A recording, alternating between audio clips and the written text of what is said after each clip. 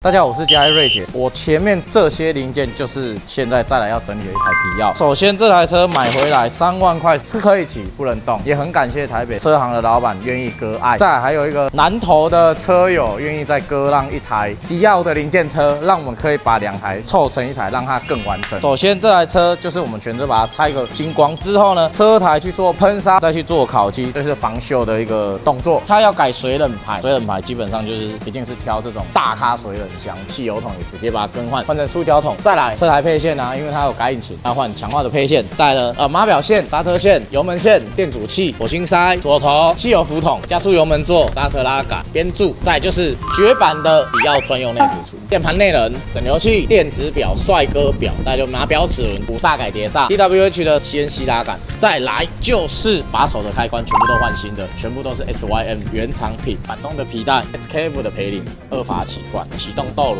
引擎的部分啊 ，Level 10的引擎套件，水冷上盖，曲轴300条，再来水冷气缸也有300条，化油器 PWK34，Level 10的专用空滤总成 ，Level 10的风扇叶片 ，Level 10的鼓励盘 ，Level 10的大弹簧 ，DWH 的齿轮，Level 10的开闭盘 ，Level 10的专用大组的后组，引擎衬套，曲轴油封，引擎的螺丝。这台车从外到内全部都更新，只有原厂的本体跟车架加都是新品。这台车你觉得它要花多少？还有它的断框还没到哦，下集再来拍它完成的整台车的车照。我是嘉义瑞姐，下车找我。